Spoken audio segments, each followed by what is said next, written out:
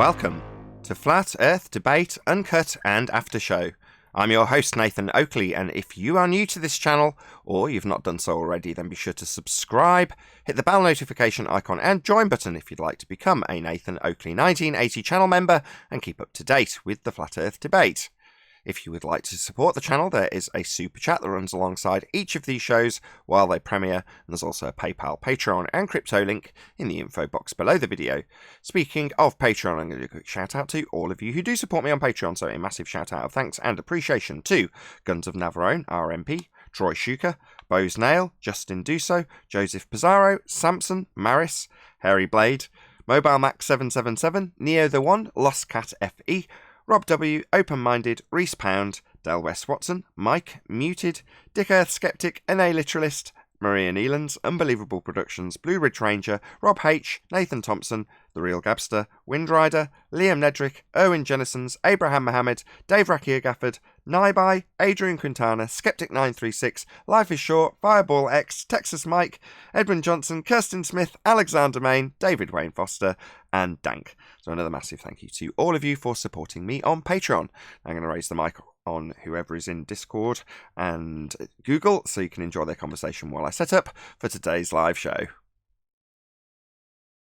Oh yeah, when you asked him for a bag of nines. oh yeah, I asked Rumpus for a bag of nines, yeah. Hey Neil. What's up, Trent? How are you? Good, good. A box of nines.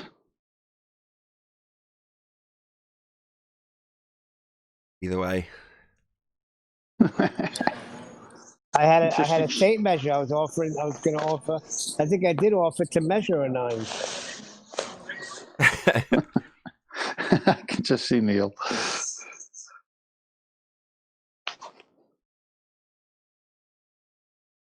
That was an interesting show yesterday. It certainly was. had it all, I'd say. Yeah, lots of people contacted me in the aftermath of the show, various comments about it.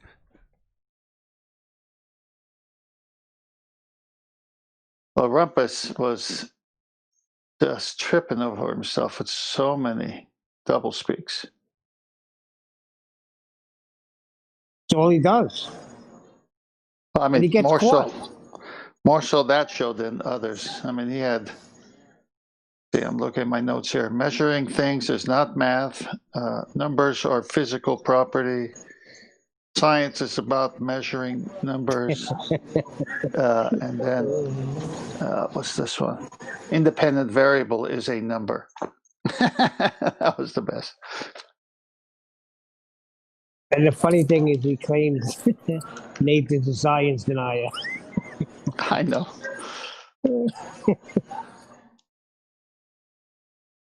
All kind of par for the course, but as you say, 10th, some great quotes in there. That's great. It was just one after another. It was like I had to go on mute and laugh. It was so funny. It was like, oh, this is great. Keep coming.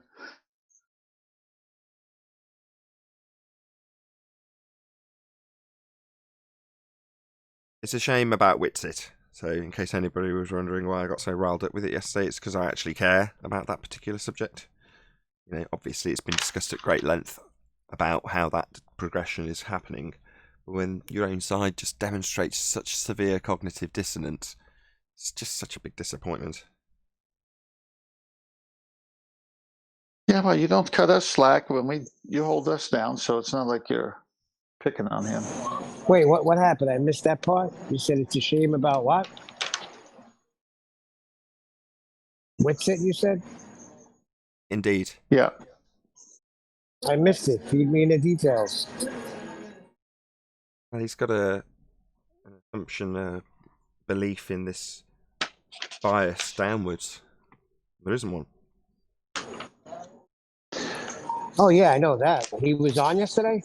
Yeah, he came on and he went on that.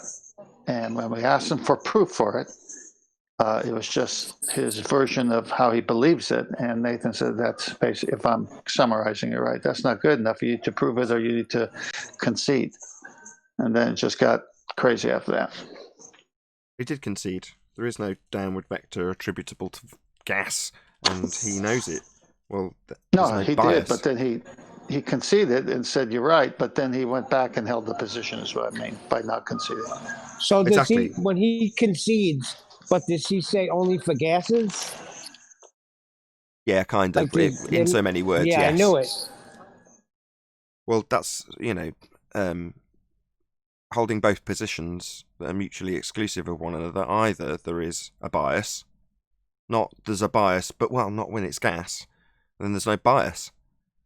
Can't hold both positions simultaneously as being true, therefore cognitive dissonance.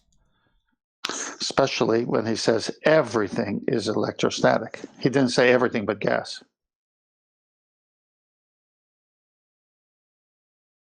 Yeah, so by his rhetoric with a bias downwards, if it's got charge like everything's got charged and is non-sequitur about electrostatic charges and forces, well, it's like, well, they're not making gas go down. So it's a complete non-sequitur when you're describing how gas expands in all directions with no downward bias. Like, so what if they've got electrostatic forces? Who cares? They're not going down. There is no bias. Well, that was the debate with Brian he had, where Brian says, well, if you can prove that this electrostatic makes things goes down, that'd be one thing, but you haven't proven that. That's just your theory, and not the scientific one at that. Well, when he said that here, I just said they don't, as opposed to asking to proving I can demonstrate that with gas. That violates their assumption of the downward vector. That's a bias for stuff. Well, gas is stuff. It's not going down. There is no bias. Depends on the density in the medium it's in.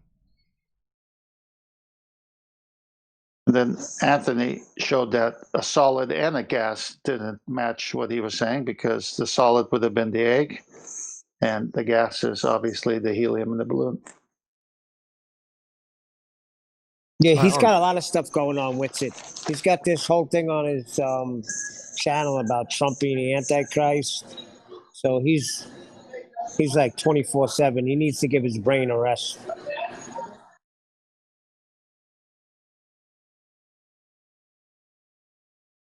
Okie doke. So are you saying too many subject matters for one to be an expert on? Well, no, he's a smart kid. I mean, you can't deny that. He freaking reads so fast. It's like I can't even keep up with him. But sometimes that could get in the way of you facing reality.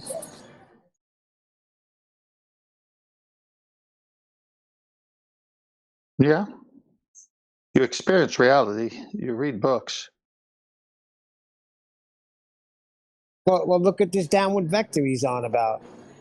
Nathan's telling him gases go up, so that proves that everything doesn't go down, but he's stuck there.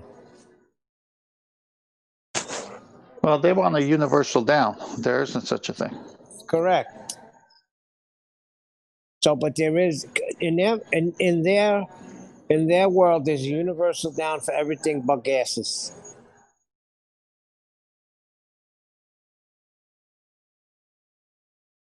And eggs.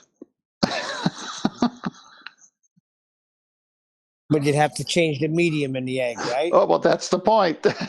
Yep.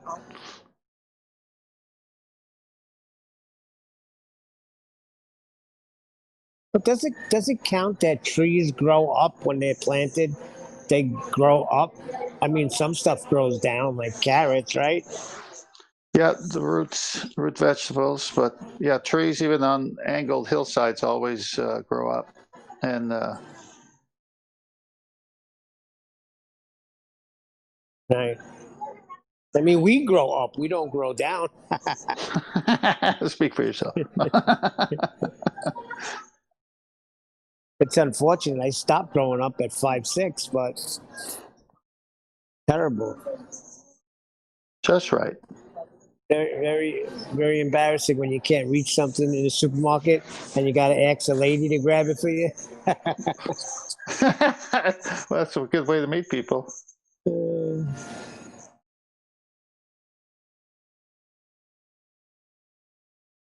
That's funny.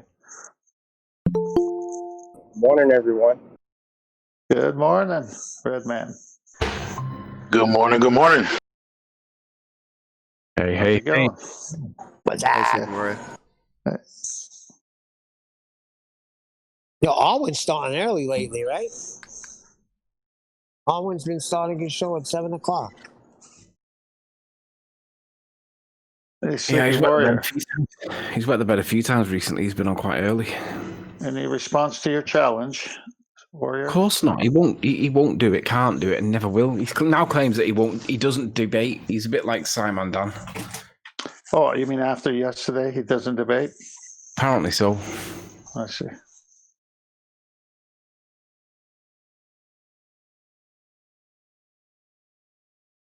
Well, he had the after show with Whitsitt after Brian's Logic, and Whitsitt went and spent over an hour debating with Whitsitt about his debate with Brian. Is he a consultant or what? What are we talking about? Bob. Ask that again, 10th. I didn't catch it. Well, after Brian's Bob will Logic, never debate. after Brian's Logic had the debate with Whitsitt, there was an after show with Whitsitt and Bob Nodell, and they spent well over an hour. And Bob was talking about how Whitsitt did good and Brian's points were bad and how Whitsitt made sense, blah, blah, blah. So he must be a consultant of debaters. Well, he's the ringleader, isn't he? That's why it has to be. It was brilliant yesterday from a tactical position because Bob basically, regardless of what happened yesterday, Bob was able to distance himself from stuff. And no matter how good or bad either Nathan or Thompson or Whitsitt did, because he's able to distance himself, there's no progression. And it's like, well, I was able to take advantage of that by doing nothing. So Oakley dealt with Thompson and Whitsitt brilliantly because by proxy, I was able to sit back and watch in exactly the same way that Bob did or was able to do the same. But I'm quite happy to have the conversation. But Bob now just won't debate. But we all know why. He can't do it because he knows he's cornered against scientific method.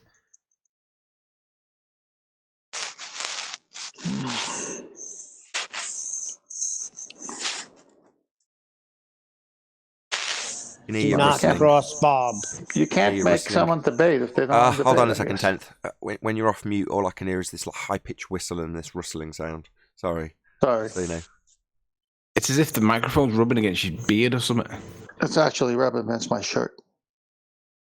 No, holding it up now. Jolly good. Off with his head. Off with his head. I'm very sensitive to this stuff now, so yeah, just be aware. This is my best Queen example. That the Nathan's sound room is so perfect, he picks up every little noise and we walk That's the point. Well, that's the point. That's the whole point in doing it. So it might not be the case that if you're listening on a phone that you'd actually hear what I've just told you off for. People might be going, well, I couldn't hear anything. It's all right. It's minor. But because I can hear it before it's a massive problem, then I can say, can you stop doing that? And then it just stops. Whereas prior to that, it might be the point where even I can't hear it as a massive problem. And then when I went back to the iPad and listened to it, you're like, oh my God, it sounds awful. So much better than I just catch these things. That's the point. Just remember, for a minor problem on this show, off with his head. No, quite the contrary. I'm having fun. Hey, 10th man. Yeah. Can you check your DMs? Yeah, let me go on mute. Yeah, I took no pleasure whatsoever dealing in with Nathan and Whitsitt yesterday. It's so confusing having two Nathans because you have to follow them up with Thompson or Oakley, and then it's a tongue twister. Better off just referring to them by surname at the minute. Well, Why, Nathan Thompson's on that downward vector too? He was much more conciliatory, to be fair, and a bit more overt in his obfuscation tactics, which were easy to point out without him rumpusing through it. Because he did that once. I highlighted it, and then as an obfuscation, he's like, "So I'm rumpusing, am I?" I'm like, well, no, now you're obfuscating. And then it was very calmly pointed out to him. Now with Whitsitt, he's a lot more enthusiastic, so you can imagine how that went. But in many respects, he behaved like your typical fundy with a globe belief, because he's punting part of gravity that he believes in, and that's no different. It's just got a belief in gravity. But he was very passionate about it. Well, so am I. I'm passionate with dealing with nonsense. He's got that thing where, in what was it called with Thundercats, where he pulls out his sword and he's got the eye of the tiger in the hand and he aims it at something and he's got this strength when he does it. Whitsitt's got that same thing when he says incoherent dielectric acceleration. That's pulling out his sword and going, I've got my sword of invincibility. I've got incoherent dielectric acceleration. And when I say that, you will crumble to a mush on the floor. Because that's how he perceives it. He uses sophistry to make his point. But when you ask him to explain it, there comes a big problem, because when you break down those three words into what they actually mean, they don't actually mean anything. It's not even descriptive. So, what point are you actually making other than using it to sound intelligent? And there isn't a point. It's a non-sequitur fallacy. So when you say it's it's the what was the guy's name? It was Liono's sword. Example. Well, no, because without hesitation, I pointed out as a non sequitur fallacy. It's like if you're saying that Earth has got a dielectric, incoherent magnetic field, and so does everything else. Well, that's only pertinent if everything is under the assumption which they purvey that things are going down. And they're not. It's like, well, is a helium balloon stuff? Does it have an incoherent dielectric magnetic field? But it's going up! So it's like this completely pisses in the face of that assertion if your assertion is that there's a downward bias. Because there isn't. It's just that simple. Yeah, Redman, I went there. The video or the pictures or both?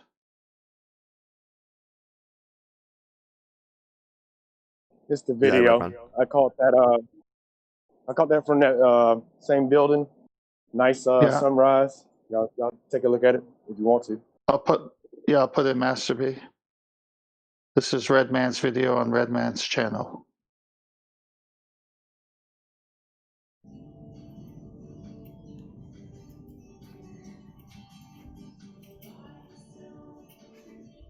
I assume there's no audio on it, right?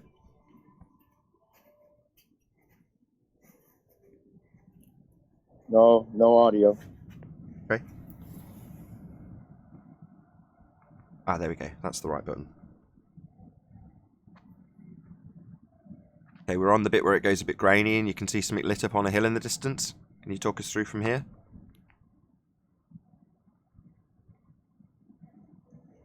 Yeah, what you see right there where it gets grainy, that's the top of that mountain with a Christmas tree on top.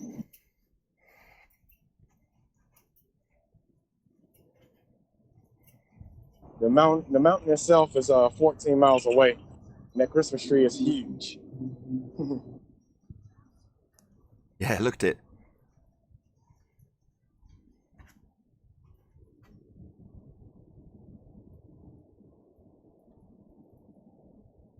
That's freaking cool. Which floor were you on again? Band of light. I'm on the 49th floor. 49th floor. Yeah, I was just looking at the beautiful the colors, what the sun was throwing on the sky was awesome looking. That's channel REDD space MANN 116. So Red Man 116 is the name of the channel. I've stuck a link to it in the live stream, so when we start, people will see it. Although I have actually set this as a pre-scheduled one. I have it as members only. That's all good. No problem. Julio, thank you for sharing that. Nathan, I just posted 2 more pictures from Redman. That's cool. Why don't you go over your pictures? Got them up.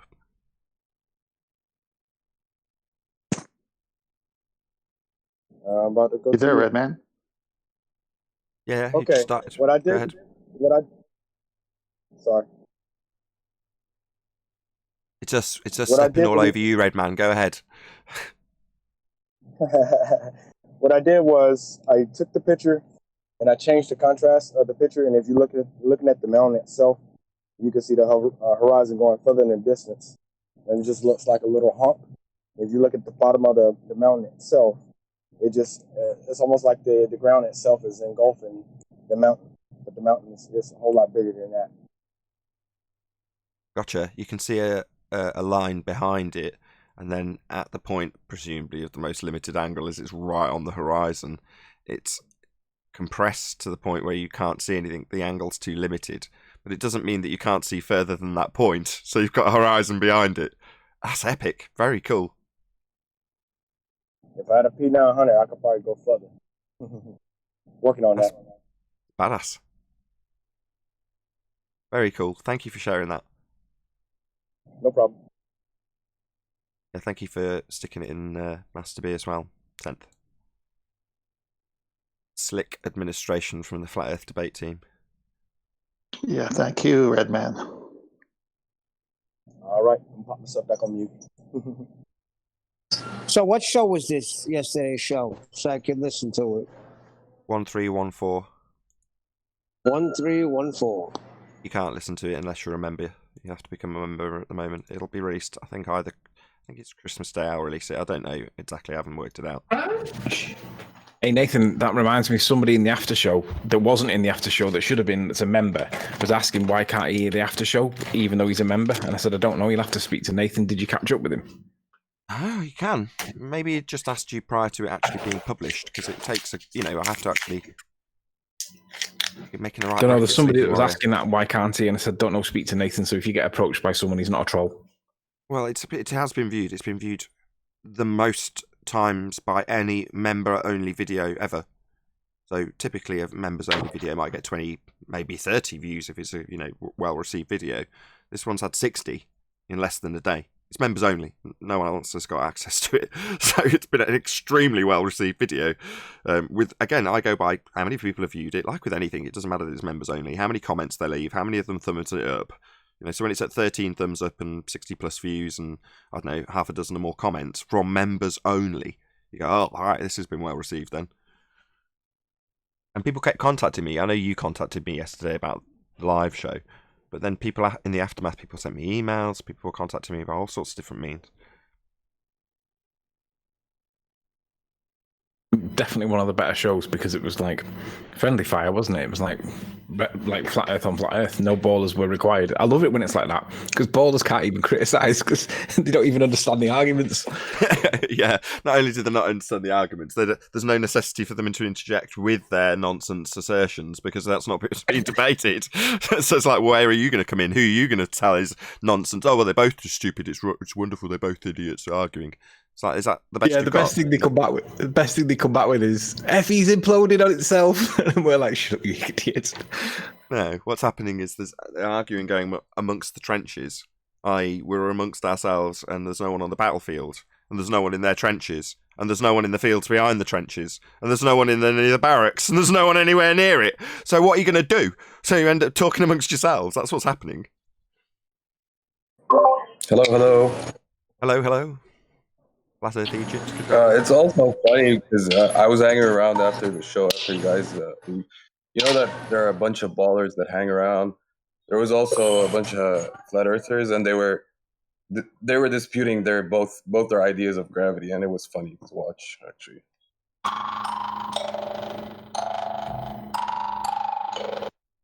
The Owl Sleeping Warrior. You make such a racket. Thanks. They were similar thing in the. Go ahead. No, I just want to know this happened after Rumpus or before Rumpus with the Witsit and Nathan Thompson. Before. Okay. No. In the live show, there was Nathan Thompson, and apparently, according to him, he was being messaged by Witsit as he was discussing the subject with me, and then Witsit joined of his own volition, and then after the live show, Witsit, who I thought had gone, really just had an issue, he'd dropped and then rejoined very shortly afterwards, so he hadn't run away, as I disclaimed on the live show. That was a bit unreasonable, because he just immediately came back, just to make that clear. And then Rumpus took up the reins immediately, caused a lot of chaos, and gave us some really good, glorious quotes along the way. And according to Flat Earth Egypt, after that, there was other Flat Earth on Flat Earth action. Sounds like I missed a good one. It was actually Flat Earth against Globe, but they were both disputing the idea of gravity and their own. See. Models. I see. So while we say there is no downward bias here, you might not say that, Flat Earth Egypt. I'm not attributing that to you. It's not the point. But while I specifically would say that, we've also got other people who appreciate the Earth is obviously an observable planet, but still think there's gravity. And they were arguing with ballers who assert gravity as a non-force force. You can think of it as a force, but it's not actually a force because it's depending of a conceptual medium. So those two opposing gravities were fighting. Is that what you're saying? Yeah, it was really funny. We got a small taste of that with Witsit, because basically Rumpus, clever sod that he is, decides to align with Witsit. Well, Witsit's understanding that there is a downward vector towards the centre of the Earth, and he's just basically egging him on, saying, "Yeah, you're on my side here now, aren't you, son?" It was quite comical. Also, a lot of people were having comments about Rumpus and how much leniency you're giving him, because you were just basically giving him the mic, man. It was horrible. The Rumpus is so bad to hear, man. Because I had an argument with him once after one of your shows, because like I said, they hang around after you guys are gone, and we had a discussion about Coriolis, and I figured out they actually think Coriolis is a force, an actual force, not an apparent or a fictitious one, but an actual force, and they have a calculation for it. Did you know that? Yes, yeah, I'm well aware. It's not that they think that. It's dependent on when they're arguing what. So in trench level, they have to assert that there's no deflection, which is Coriolis effect, not actual deflection. Talk in real terms as opposed to what they argue here when they need to argue that there is no deflection, or that it's conserving something because it does so. So they'll give an example with a puck moving on a rotating surface, right? And then calculate the conservation of angular momentum. Am I wrong? Yeah, exactly. Right. Well, that's not Coriolis effect, unfortunately, as you've correctly identified. It's not actual deflection, caused by you rotating underneath things not attached, like Earth rotating underneath footballs, or Earth rotating underneath pendulums, or Earth rotating underneath gyroscopes. That's Earth rotating underneath to cause not actual deflection. So they just argue the contrary position because it's easier to argue from a position of seeming non-understanding or misinterpretation of Coriolis than argue about the fact we don't see the effect. So if you can convolute the effect itself, you end up arguing about the effect and its description rather than the fact that Earth doesn't exhibit it. So it's just a ploy in the trenches. But if you look up what they actually assert, they assert Earth has Coriolis effect, and Coriolis effect is a non-inertial spinning reference frame turning underneath an inertial reference frame. That's what it is. The observation as you turn underneath of things not actually drifting, but seeming to drift as you turn underneath them. That's Coriolis deflection. They assert Earth's got it. We just don't turn underneath things not attached, because we'd notice planes with their shortened flight times. So instead of arguing about how we don't see Coriolis effect, they change it to a force when it's not a force, so we can argue about that instead. Because then there's no damage done at the end of a convoluted argument about how it's a force. It's actually conservation of momentum. It's like, no, conservation of momentum's conservation of momentum. Coriolis effect is Coriolis effect, and not actual deflection as you turn underneath things.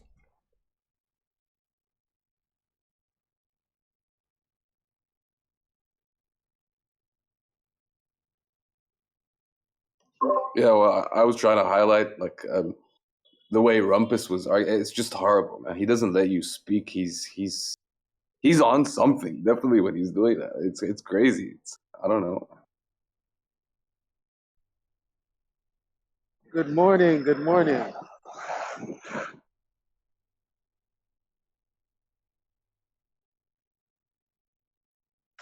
Good morning, Elisha. Yeah, I just wanted to say that yesterday when I was muting Rumpus, I was only muting him when someone else was talking. I think on the Discord side, it's unbearable to hear him talk for the people in Discord while you're talking.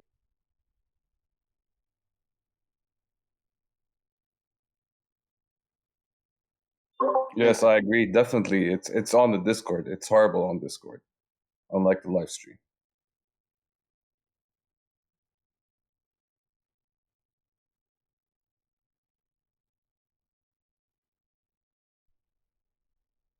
Yeah, when I was on Discord before, I felt the same thing. You couldn't get anything.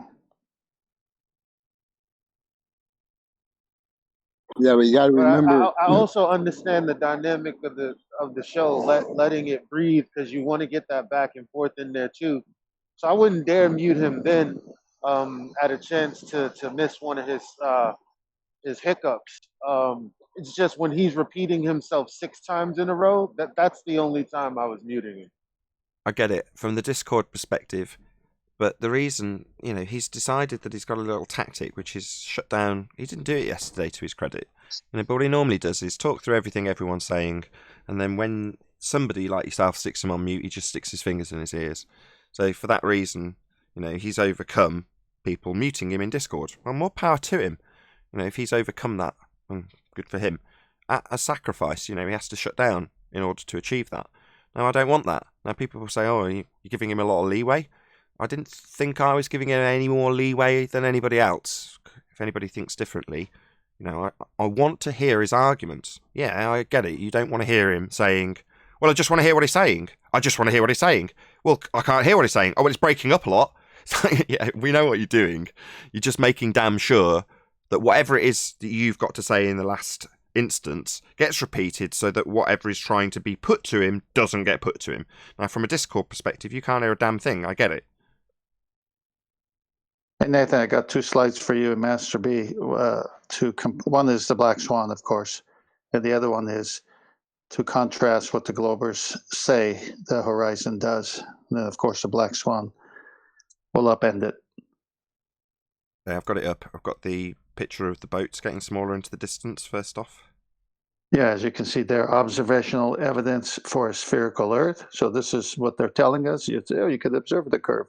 The sinking appearance of a departing ship relative to the observer's horizon. And then it shows the bottom of the ships disappearing first, and based on the horizon, that is. Then if you look at the black swan, bye-bye to that. Have you been out yet?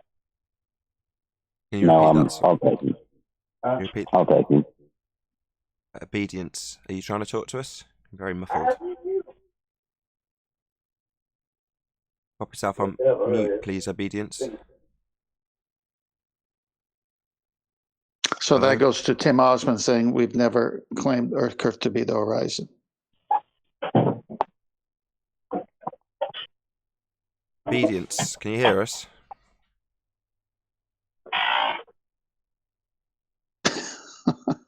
So much for obedience. Obedience, you freaking moron. Go on mute. All right, I've sorted it.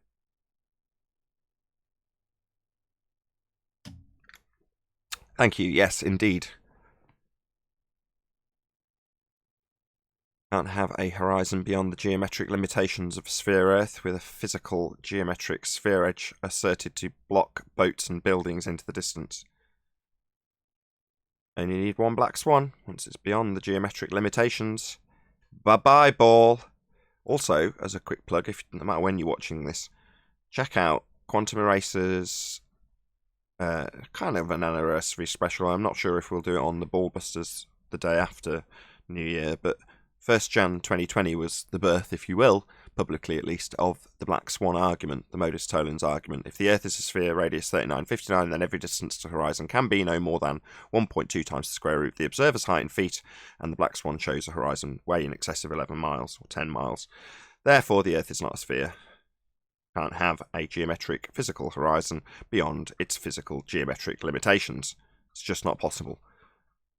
So, on Quantum Eraser channel, he went through it yesterday with a whole bunch of guests, me included. It was good fun.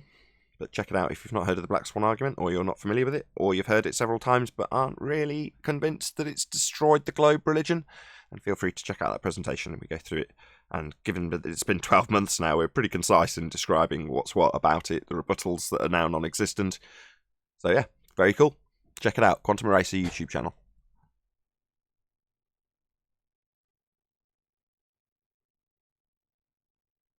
I think the key for people to realize the Jedi mind trick is the Muppet vision. They always show a spherical image, and when they want to show the dip to the horizon or any other teaching lesson for their sphere, it's this ball and then a guy or a boat standing on top. And when you look straight out, that's a plane, and that would be your tangent plane. And they even have that line, but it's sitting right on top of a ball or a circle. And it's this subliminal way of saying you're actually on this ball, and here are all the different horizons that we've labeled them. Well, there's only one horizon, of course, but they've got the true horizon, the visible horizon, the rational horizon. They got all these different horizons to confuse you. But the giveaway, and what I want to bring attention to, is that they always have that tangent plane on top. It's just like this last two pictures. It's not curving away. You need a tangent plane for, again, navigation to get an angle. So they've actually put both parts of it. They put the flat Earth version with the tangent plane, but they're getting you to look at the circle underneath as your reality when it's the other way around. Yeah, indeed. As I say, plug for Quantum Eraser live yesterday. Not for those of you watching this, it's not live yesterday because this is coming out much later than this was actually broadcast live. But nevertheless, The Black Swan was the actual title. QE Live. I suppose that's part of the title, so that's fair enough. But yeah, on the Quantum Eraser YouTube channel, so check it out. Yeah, I caught some of it during the live part, and then last night I listened to the whole show again. It was really good.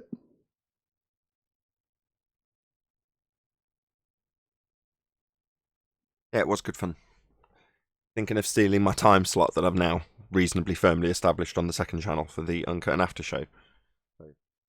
Like, what about if I go 2 hours later? I was like, what, in my time slot? Yeah. Hey, what do you guys think of me going at 3? Just on out there. Yeah, just throwing it out there.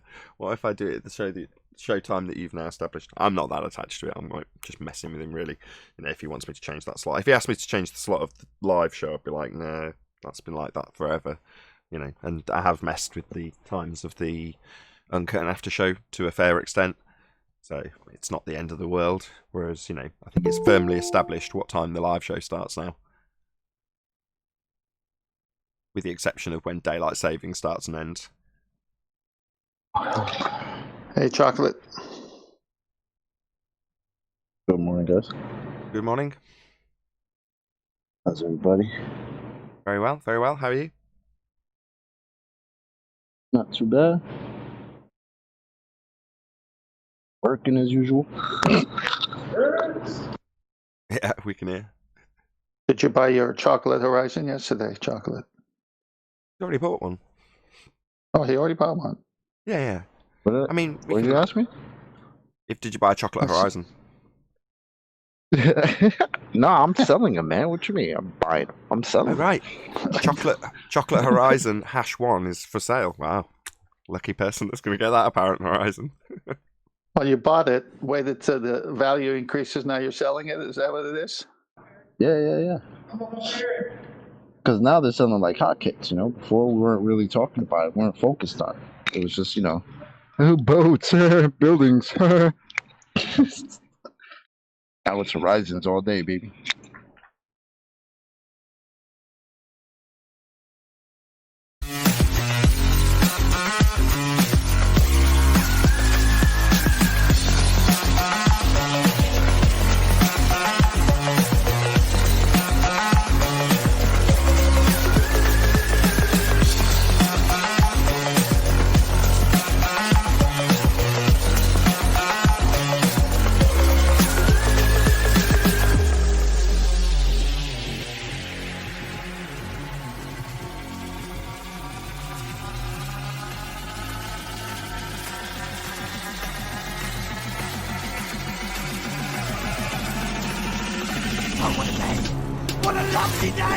Welcome to Flat Earth Debate Live. I'm your host, Nathan Oakley, and if you are new to this channel, or you have not done so already, then be sure to subscribe, hit the bell notification icon, and join button if you'd like to become a Nathan Oakley 1980 channel member and keep up to date with the Flat Earth Debate. If you would like to support the channel, there is a super chat that runs alongside each of these shows while they are live. There's also a PayPal, Patreon, and crypto link in the info box below the video. Most importantly, if you'd like to join the discussion, simply mute the page you are currently watching, then click the link in the info box below this video to join the panel and express your views on the nature of Earth. If you do join, please don't swear. If you do, you'll be ejected. And if you are, please don't try to rejoin the stream using sock accounts. You'll be warmly welcomed back on the next stream. Please also share the show on social media. Sharing the show obviously increases the live audience, but this in turn increases the chances of a more diverse panel. So please share the show on Facebook and Twitter. One last time, if you're new to the channel or you've not done so already, then be sure to subscribe, hit the bell notification icon and join button to keep up to date with the Flat Earth debate. Now, we are joined by Sleeping Warrior, Chocolate Saiyan, Arwin, who doesn't know I've introduced him, Neil, and 10th Man, together with a whole bunch of people in Discord. So welcome, one and all. Hello. Good morning. Good morning. Good morning. I was Good pressing morning buttons. from New York. Good morning from New York. Good morning. Neil's also there, I assume. Sitting on the Port Authority floor waiting for a 2:30 bus. Yes. Sounds so exciting. That sounds Oh fun. no. Bummer. Right, so let's get straight to it. Let's get straight to it. Any evidence of a physical, geometric sphere-edge horizon, formerly known as the curve of the Earth? Nope, not anymore. Not for the past year. But they never claimed it, even though they point at it and say it's there. Shout out to Unicorn Laser Eyes for the super chat, who says, "Merry Christmas to everyone. Will there be a Boxing Day special?" No. In a nutshell, if there is going to be one, this will probably be it. So yeah, if you might be watching this on Boxing Day, this will probably get released on Boxing Day, the Uncut and After show at least. So no, if there is, this is it. So don't let that excite you too much. Thank you for the super chat, Unicorn Laser Eyes. Really appreciate the support. Any evidence? Wait, of what? Go on. Go. What is Boxing Day? Unwrapping presents. I had the same question in my head. I've heard it before, but I never followed up on what that's supposed to be. Well, basically, Well, after Nathan ordered some stuff last time and then unwrapped it, right? That would be called unboxing, not boxing. not that kind of boxing, right? So after a very heavy meal on Christmas Day, everyone's very irritated, and everyone gets in the ring in the UK and just kicks the crap out of each other. That's just Boxing Day, right? Yeah. That works. What? I like that. I like it. Any Oh, evidence you of- mean like post-family stress, like boxing? Yeah, Boxing Day. God, that brings look a it whole up. new meaning to who's going to bring the punch to the party. You've got it.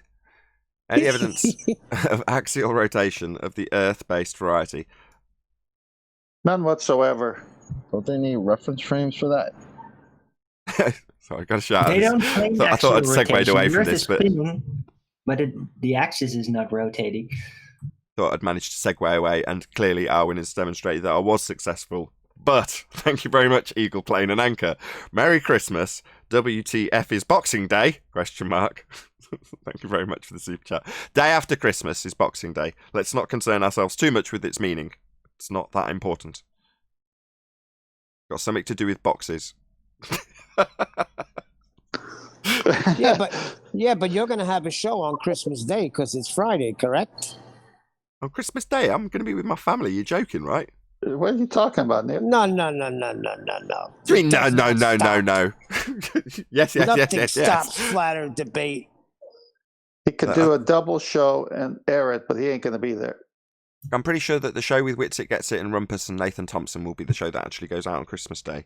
And I think this show that has previously been recorded and is unaired as yet will go out for members straight away. Become a Nathan Oakley 1980 channel member, and you can see all of these shows in advance and then not concern yourself with your Christmas Day needing to watch these shows. But certainly the uncut from this show will go out on Boxing Day, day after Christmas. Why do you... There's still going to be a Flat Earth Early Bird live, though, because I don't have as much of a life. Oh, don't be like that, I Arwin. will go to Bloody Christmas hell. dinner with my parents, I hope. Don't be such a beta. What are you doing? Why are you moaning? Oh, I've got nobody, so I'll be doing a show. Don't be like that. Proud, Right. strong. Well, I'm just really, really hardcore. Nothing can stop me from doing my show. Not the end of the world. Not a holiday. Exactly. Nothing can stop me. Arwen's going to have a show No. on Christmas Day because Arwen's Because totally I badass. have no life. Just kidding. Stop saying that. It's because you're totally badass. He had it going until the end. Exactly. I unfortunately rumpused him, so it wasn't fully clarified. It won't get through to the subtitles. Anyway, another shout out to Eagle Playing an Anchor, who says, knockout! I think he's talking about his joke that he dropped in about Boxing Day. Thank you very much again for the super chat. Really, really appreciate the Christmas support. So, no actual rotation then. Arwen was halfway through answering this, so I'm going to go straight to Arwen. Wait, what? What was the question? Axial rotation. Exactly. No, there is no actual rotation. But, yeah, they still think the Earth is spinning, though. It's just we don't notice any of it. So one would have to conclude they believe in space-time so much that they think that effectively the space-time bending, there is a rotation within it, and it causes the universe to spin around the Earth so that the Earth is effectively standing still, even though to the universe the Earth is spinning. Is that an answer? Well, you know, it makes more sense that way because if space-time is like a quilt that's not actually a quilt, then the ball is rolling down it. You know what I mean? Right. So it's like space-time rotation. It's almost like the space-time Coriolis effect, like tornadoes or the toilet flushing. Ha! Secretly, you've got somebody here who wants a job as an astrophysicist, really. That's what you want, isn't it? You want to be the person pointing and naming stuff in the sky, I think, Arwen. You'd love to be a heliocentric rhetoric writer. Well, maybe. Well, I think you do a better job of it. Just that I can. It's really easy to me, and I don't care. So yeah, while all these other people are all desperately trying to stay relevant and interesting, making up all kinds of nonsense, this stuff just comes falling out of my sleeve automatically. So your sleeve. So you're making up more nonsense on top of the nonsense they're already made up? That's well, no, awesome. he's just doing a better job than they do. And I'm better at it. Better, That's yes, the exactly. more part. Arwen's nonsense. Sorry, Arwen's explanations within the heliocentric model, not Arwen's nonsense. I take that back. I see what you did there. Arwen's nonsense is better than their nonsense. Come on. But yeah, that's a better way to put it. Arwen's heliocentric nonsense is better than their heliocentric nonsense most of the time. Yes, my Just So stories have a higher structural integrity than theirs. Is well put. Any evidence of the distance to the sun?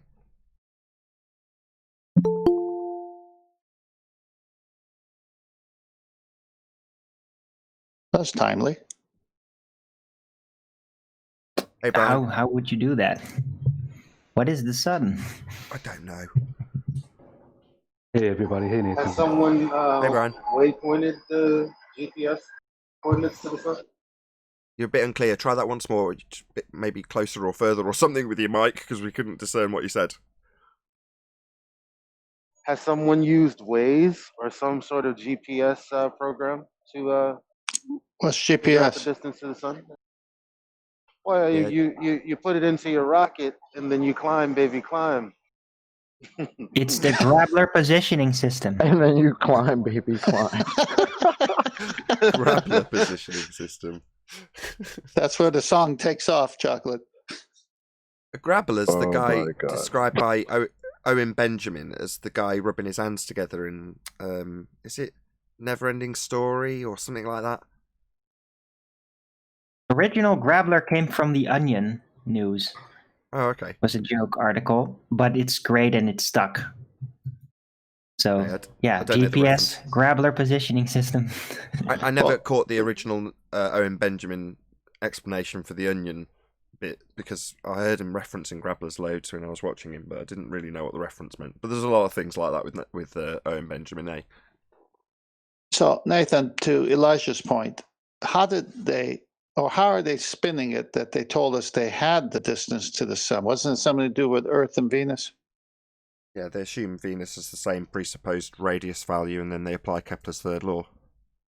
Okay, and since the black swan came out and we realized that the radius is not what they say it is, then GPS, rockets, it don't matter. They'll never know what the distance to the sun is. But they didn't anyway. I mean, it was based on the assumption of R, but no, now they have no R. They have no assumption to derive their assumed distance to the sun either. Yeah, that's correct. Okay. Oh, Nathan, by the way, I just posted the original Onion video about the Grabbler in the chat, if you're interested. Okay. If you want to check it out, it's in the chat. I see that. Thank you very much for posting that.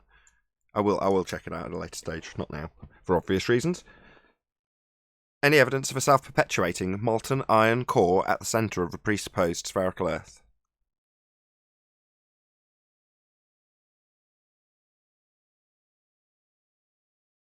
Not at the moment. Soon, though. Soon. You never know. I was going to say they lost their radius, so now it's a presupposed what? It can't be a sphere anymore. I did do a Christmas special once, and it had Paul Voigt on it. So I don't know if Sleeping Warrior's earwigging this or near his desk, but he was actually on that Christmas special, and he asserted that he did have evidence of a self-perpetuating molten iron core, but he's never actually presented it. So I don't know if that's actually happened in the last, what would it be now, 3 years? Is it 4, dare I say it? I remember that. He never showed up again, right? He said he was going to come back. He had proof that the molten iron core could sustain its Curie point and all that, and I'll be right back. It's been like 3 years.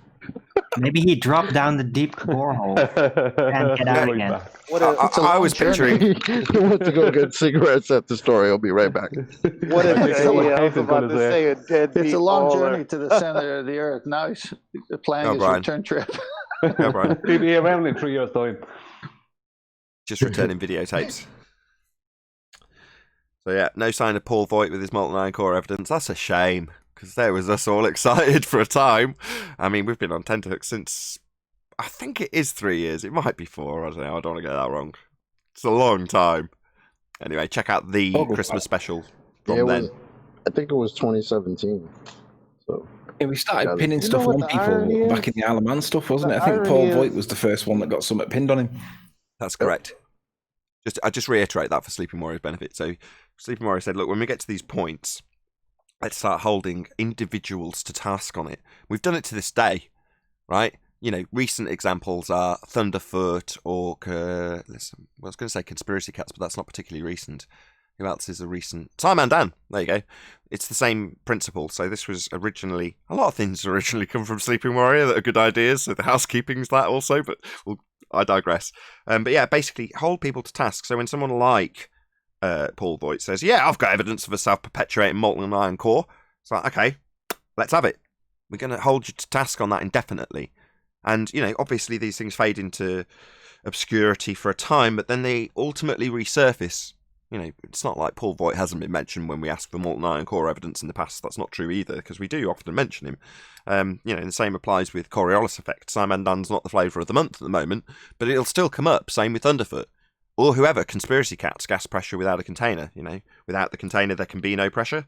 Well, all of these things aren't going to be forgotten about. They're pretty much integral to the show, thanks to Sleeping Warrior saying, no, we must attribute individuals who have said these things to their claims that aren't sustainable.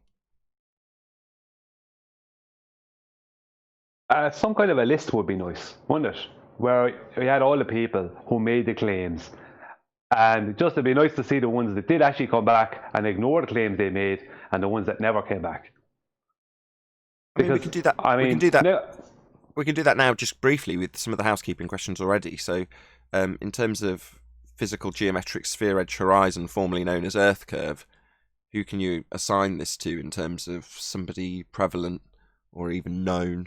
Rumpus and Bobby, all of them, I suppose, for that one. Well, there's a list, isn't there? It's like planar walk. We wouldn't expect to see geometry or AB science. We don't see the geometric horizon or rumpus. The geometric horizon only exists in the maths, or Mr. Sensible. At best, you've debunked the R value. Well, or at best, you've debunked the radius. The geometric horizon is the horizon you don't expect to see. There you go. So the list goes on and Tim on Alden. for the Black Swan. It is number one at the end of the day, so you're going to end up with a lot of quotes. But then you've got axial rotation, Simon Dan. You and your reference frames have been ruined. End quote, Simon Dan. Molten iron core we've just covered with Paul Voigt. Gas pressure without a containers, conspiracy cats. Without the container there can be no pressure. Gravity, again, this has got quite a few people attributed to it. You know, maybe Anthony, you have the pleasure, my friend. Gravity, who have we assigned this to? I don't know, like maybe the Rumpus, like. We can, we do, we must consider Newtonian gravity as a force. Doesn't necessarily mean it is one, but we don't necessarily have to work at the really is level. George Musa. That's number one. George Musa. Or George Musa. Gravity is not a force, but you can think of it as a force. Didn't Paul Velinder, the other guy, say it? Shouted from the rooftops, gravity's not a force? Right. Brian Cox, there isn't really a force of gravity at all. Wow, £200 from Tony Whitcomb. Thank you very much indeed for the enormous super chat. Happy Christmas, Mr. Oakley. I'm going to add and panel. Yesterday's show was worth the money. You were on fire. So Tony was one of the people, although I didn't mention him, that sent me a message via PayPal. In other words, it had cash attached to it. So, you know, there's a lot of love going out there. Was it Tony? Have I said that incorrectly? Maybe it wasn't Tony. Several people did that. So I'll lose track. If it wasn't you, Tony, my bad. But there was lots of people who contacted me through lots of means about yesterday's show. So, obviously... I think Tony was the guy asking about the member thing at the end. I'm sure it was him. Definitely available now to all members. So, as I say, it's had a lot of views. If there is an issue, it could be a glitch, but it's definitely available to all member levels. If you remember, even at the Penguin level, the lowest level, you can still watch it. Yeah, it was available. I'm a member, and it was available straight after the show there, more or less, yesterday. Yeah, I went out of my way to sit and baby it until it was, as soon as it was like processing SD version, right, I'll publish it immediately then. So it went out pretty quickly afterwards, even though it was a 3.5 hour show. Anyway, should we move on with housekeeping? We're attributing people to gravity. I think we've got loads. There's the most famous people in terms of they're way beyond even the treks that we get here in the trenches. Dare I say it? You know, you've got DeGrasse Tysons and Brian Coxes and Moosers and various other people who are all debunking gravity as a force, because it's not. I mean, that's 105 years out of date. Go ahead. Go ahead, whoever that was. Feel free. Redman. I think it was Elijah. No, that wasn't me. Elijah, was it you? Yeah, I was just saying Veritasium, that maybe? channel. I'm not sure. Gravity is not a force. Veritasium, yeah, you and Chocolate both got there at the same time. Yeah, indeed. So he is in the trench level, I would say, Veritasium, down here at YouTube land, rather than reaching the masses on the networks. But yeah, definitely, there's loads of them. But let's move on. There's plenty of... I don't know if we can do the same thing with people like Tony Purcell for the next question, but any single viable hypothesis from any of the fields of astronomy, cosmology, or astrophysics? Faulkner, Purcell, got all sorts with these. Nothing from Dr. Becky, 10th man? Dr. Becky. No. What about Ed Freeze or someone? He's sure he said something. Or Choikey. They probably did. Definitely said yes to that. What a team. That's irrelevant. Right. Right. Tony, you there for some other Tony or Tony Purcell quotes? No, we're going to move on because I can't remember any. Well, I've got a PhD. I'm the more educated one. I know more about this subject than anyone. How can you?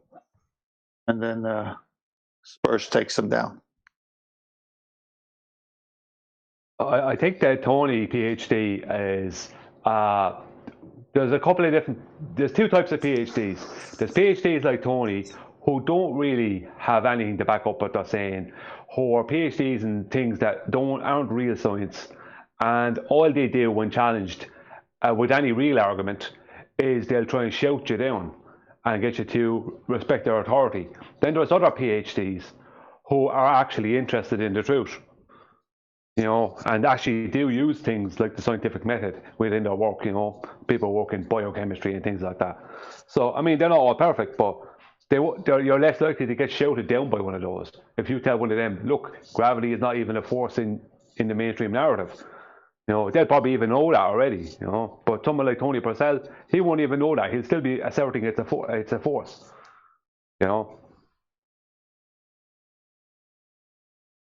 Yeah, they got to toe the line, astrophysicists and cosmologists. Well, for something that changed 105 years ago, and the masses of the world's population still thinking gravity is a force, they didn't do a good PR job.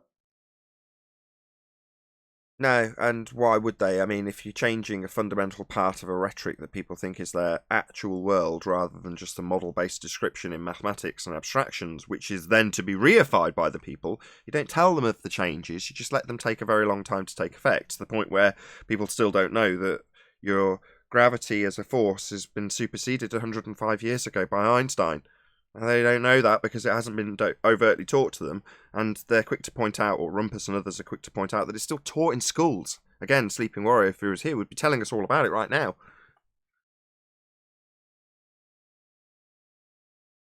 Just so that in-joke makes sense, Sleeping Warrior is actually here. There he is. It's just not really here. He's here in spirit only. I know we've covered this with conspiracy cats already, but any evidence you can have gas pressure without the necessary antecedent of a container to press upon?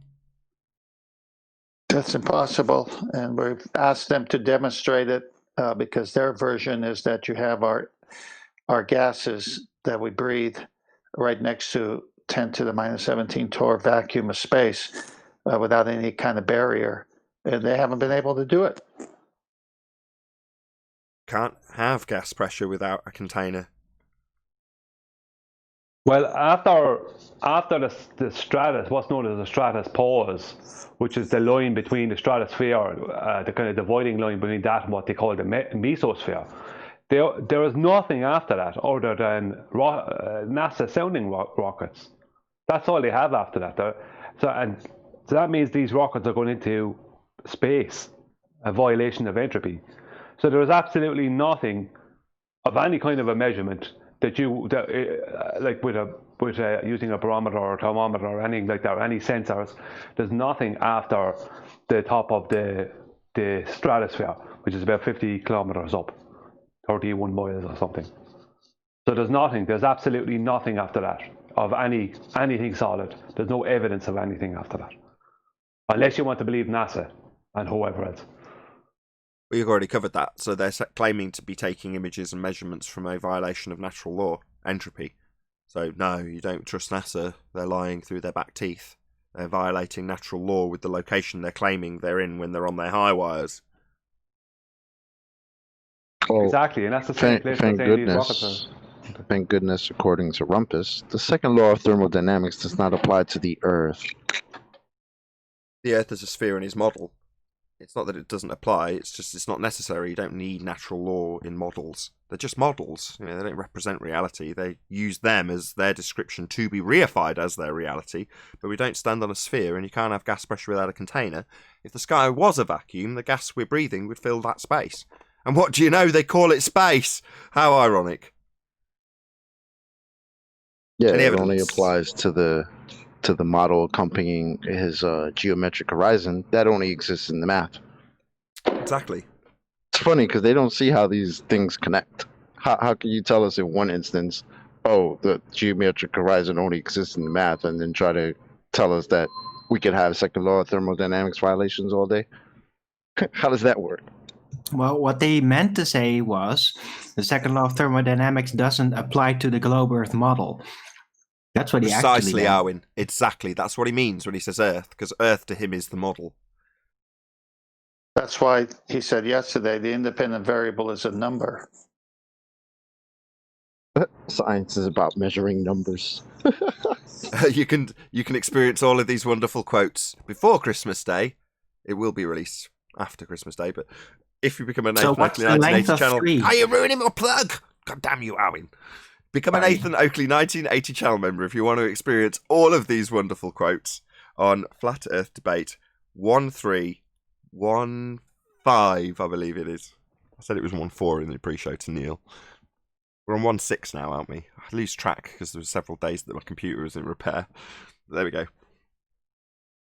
Yeah, Anywho. 1315. That was yesterday. Yeah, 1315. So become a Nathan Oakley 1980 channel member if you'd like to watch those right now. They will be released eventually to the general public, or to the rest of YouTube, I should say. Righty-ho. Last but by no means least, any evidence of Earth radius, the R value. Only in the maths. That's correct. Does it exist though in the math? I think there's no evidence in the math. It's just assumed. Yeah, that's what we're saying, though. I don't even think there's evidence in the math. It's just assumed. Yeah, there's Wait, evidence so- of it being in the maths and being assumed in the maths. But that's still there in the maths being assumed in the maths. Wait, so if I go to the beach and I see a boat disappearing bottom up, is it disappearing over the maps? No, it's disappearing into the distance, but we don't have a physical geometric sphere edge horizon. That was debunked by the Black Swan. You mean I can't find the maps out there? That No. sucks. Yeah, we don't live on a model. The map is not the terrain.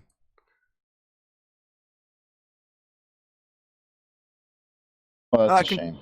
It is a shame if you're a funder who believes you're living on a model called the heliocentric model. That concludes the housekeeping. The Earth is obviously and observably flat. Yeah, if they got the radius, if we only debunk the radius, then I just wonder, okay, so how does the stars rotating around us then fit the slightly altered radius exactly? But I don't think they're even going to address that. I mean, Right. back in the day when it came out, their rebuttal was the end of their argument. It led to the Arwinian paradox. You can't move the horizon with refraction based on R, because you need to be able to measure R, and you measure R with the horizon, which is moving with refraction, so non-physical, not capable of being a tangent point, can't derive R from it, so you can't move it with 7/6R terrestrial refraction. Paradox.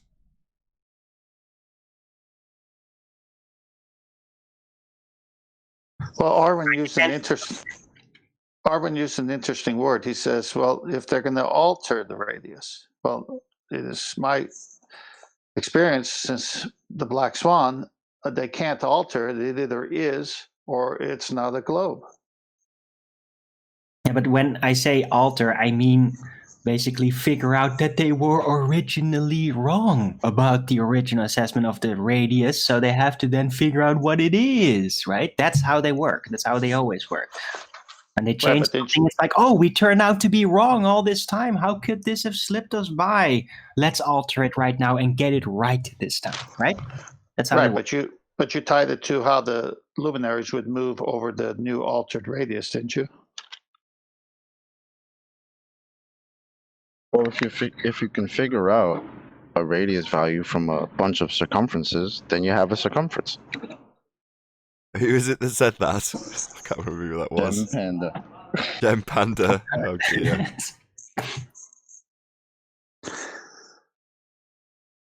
Look, we got so many of these crazy baller sayings. We could literally make a Christmas bulb for every single saying and then hang a giant Christmas tree full of it by now. All the sayings. Yeah, there's some that I've forgotten. I have so many in my head. It's like, on the first day of Christmas, the fundy said to me, there is no geometry. Nice. I like it. What about the On the second second day? day of Christmas, the Fundy gave to me 2 horizons.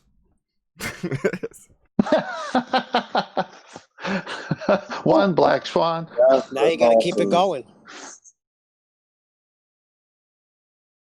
You could just go on with horizons. Damn, why didn't I? Just keep naming horizons, adding them on.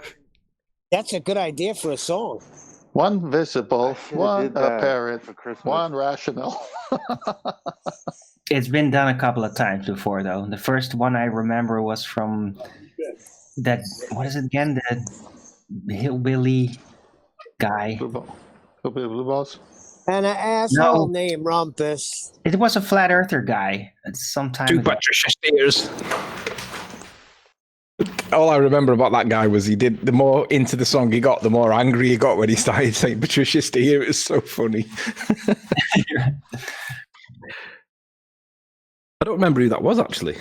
I can't remember who it was, but I do remember it. That made it to the Christmas special, right? We played that at the end of the Christmas special about 3 years ago. Yeah. Just flat earth hillbilly or something. Nah, I can't remember who it was. 3 Nathan Oakley's, 2 Patricia Steer. Oh, I can't even remember what order they were now, but it was very good. Well, they got the sensible horizon, the geoidal horizon, the visible horizon, the celestial horizon, the geometrical horizon, the rational horizon. I'm sure there's some more. Event horizon. Hey, can I say something real quick? Feel free. I sent Neil a message on Discord. It may help him out. Is this about his car? Yes. I knew it. This is a live show about flat Earth. God damn you. You got a message, Neil? Well, when Neil doesn't pick up his phone, they know where to find him. What, on flat Earth That's debate? awesome, though, right? He's put his griefs out into the ether, and he's got a response. The ether. He might have some help right now. That's pretty awesome.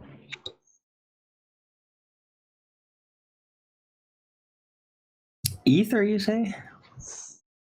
Yes. Just to let you know, Nathan, if we get somebody joining the Google Hangouts, it's somebody I've sent a link to that he thinks that Ball Earth has been proven many times over. And I said, oh, really? I said, well, here's a list. Bring your best evidence to any of the points listed above. There's the link to join. We'll see you in half an hour. And I've been poking and trying to get him to join. Obviously, he's not going to join. But he's been telling everybody that we live on a ball, and it's been proven many times over. I said, okay, we'll come into here and let's see your best bet. And no signs of him yet, but just in case he does join, don't be panicking. Okay. What was the list? Did you just send him housekeeping? Yeah. All the housekeeping points. Right, and that's what it takes, fundies. You need to come up with some answers. They're all based on your fundamentalist religious assertion that the Earth is a sphere flying through a sky vacuum and spinning as it does so. Any chance he's going to get past number 1? No. I did promise him that we'd be nice to him. You don't... Yeah, don't be making those sorts of promises here.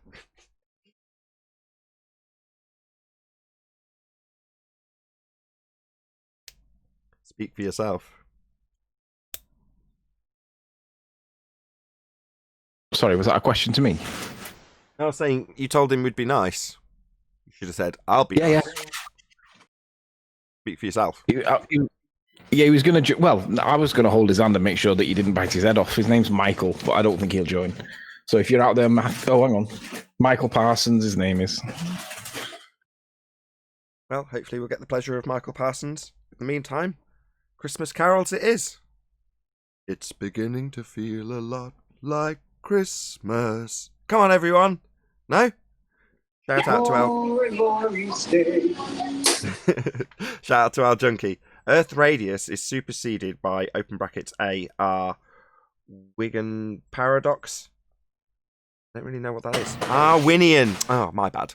Arwinian paradox. Right on. Thank you for the super chat, Al Junkie.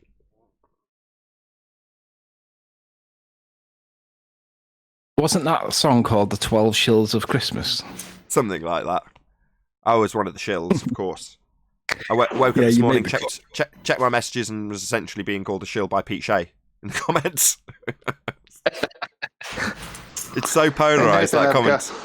Sorry, go on. I got two images of Master B. I'm going to bring this back to the radius. So besides Eratosthenes with the shadow from the sun in the well, they've attributed the Earth radius within real close numbers to him by these individuals in the two images. I can't pronounce that first one, Aryabhata, Indian mathematician. Then, of course, Al-Biruni, and then this fellow named Robert Helmert. So there's no going back from them reifying the sphere with a radius of 3959 or a close proximity to that. So the Black Swan just destroyed their model. So that proves it was always a model that they reified into reality, because they've got numerous people saying this is the physical measurement of what we live on, except it doesn't bear out with the Black Swan.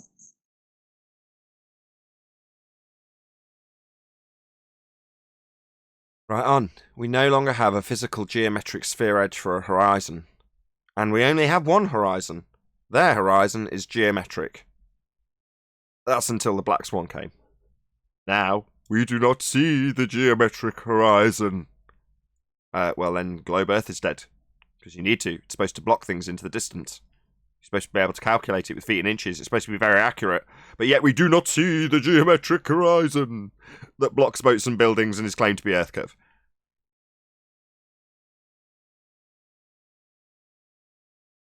Yeah, that got named back in 2020 as well. That was back in January. The Jedi Horizon Handwave. In other words, declaring the relinquishment of their assertion that the horizon is physical and blocking stuff by telling us that it isn't. Like, these aren't the droids you're looking for. This isn't the horizon you're looking for. What, the one in your maths that you said was Earth curve? It's not that. Welcome to Flat Earth. Isn't it quite politically interesting that the guests yesterday are basically not ballers, they're on our side, but yet they joined and they got treated the same, almost, that the ballers get treated? I mean, I know that they were a bit more politely spoken to most of the time, but the point is that they weren't really treated that much different to people that are zealots on the Ball Earth side. So when those criticise Nathan for having an echo chamber or whatever, go and look at that show and see how echoey it really is, because it's really not. Did I see something that Danny Faulkner was listening to the show and he said this is better entertainment than the W? No, it was a soccer account. Oh, the soccer account, okay. The real Danny Faulkner can't come in here, can he? He made a book refuting the claims of the flat Earth, where he had a whole chapter dedicated to gravity, but didn't mention Einstein once. So I just find that interesting that he professes to be a self-proclaimed authority on the topic, yet didn't mention the leading science. I wonder why. Didn't he give it a cursory mention? Unlike many, many pages later. Only in the context of special relativity. Right. I was going to say, not in the context of the discussion, but later on he gave a cursory mention, maybe 2 sentences.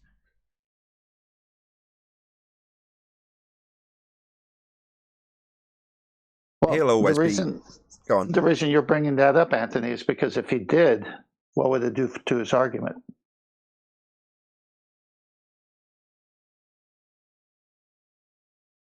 Gone. It concedes that it's not force, Einsteinian gravity, right?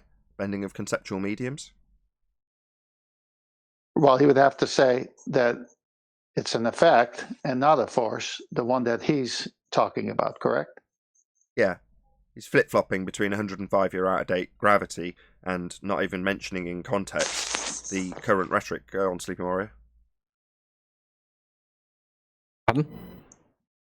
No. To be honest, notice when John came in yesterday, first thing he jumped on with regards to the gravity conversation was, let's have a definition. I did say that right at the start before we got going, and we didn't define it. Yeah, that did come through. Fair point. Going on from what you said, you were giving me props for giving Whitsitt and Nathan Thompson the same hard time. Nathan Thompson's one of my Patreons. Well, it doesn't matter who you are or what you believe in or what side you're on. I don't care. You know, if you make a claim and you're just assuming your outcome, then that's going to get pointed out. You know, if you make a claim and that claim involves an assumption at the start of your explanation that everything you're going to be describing is going down, then that ignores the fact that that isn't the case. And that's where the argument ends. Yep. Well, I don't care where the argument comes from. It would be biased if I was to not attack somebody who doesn't have any provable, demonstrable evidence, scientific or otherwise, for their claim, when their claim starts with an assumption that everything goes down, because it doesn't. Well, I don't care. It doesn't matter who you are. I'm sorry, Witsit. I take no pleasure in it, I assure you, Witsit. I also didn't appreciate being called dishonest. But there we go. That's just how things happen in the heated moment. Maybe I'll get over it.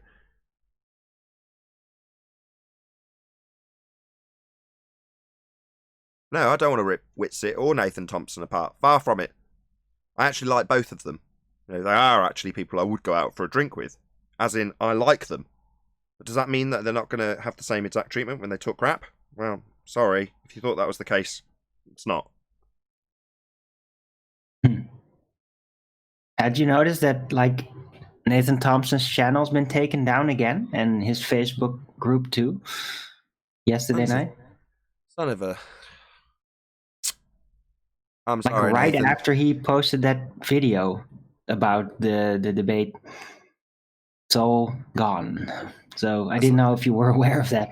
It's not necessarily correlated. So you're saying it's after that. Yeah, well, in time that might be the case, but it's often not the case that that's the reasoning behind the channel being taken down. No, I don't think so either. But it's still like, whoa. He's yeah. That Facebook group was pretty big. 100,000 followers. You did say the Facebook group's gone too. Yes, enormous. I wonder why the group's gone. You might have rage quit. I don't think Facebook do that very easily, did they? I thought they were quite liberal. No. Yes, there's lots of flat earth groups, but are they very liberal? No, they're very strict. All right, I don't know. Well, that's one of the reasons that I've not streamed on Facebook or anything of that nature, because when I looked into it, it did seem like there would be like, I just have to learn twice as many rules. I mean, that's, to be fair, you'd think that's obvious. Well, yeah, but I don't want to get into learning all of Facebook's rules, so I stay out of trouble and keep my nose clean. I do want to keep my nose clean. Now, that's very different to Nathan Thompson, who does know full well he's on a fine line a lot of the time. So I'm sure it's not a massive surprise to him, but it's still heartbreaking. Nobody wants that to happen to them. So I'm very sorry for Nathan Thompson. If you're listening, Nathan, I'm really sorry that's happened to you, my friend. That's absolutely awful. Agreed. If I could dig a little bit into the reasoning for universal down being necessary. So who would argue for universal down, and what does it give them if it is what they say? Well, ballers argue for it, as do some flat earthers. They need, in the trench level, to assert it incorrectly as holding gas pressure here without a container, even though that's not what gravity does. But it's a useful convolution to at least have the argument incorrectly from the globe side. For a flat earther, I really don't understand the motivation. I tried to get that out of Nathan Thompson. It's like, you understand this argument, therefore, why do you want to see the argument take place?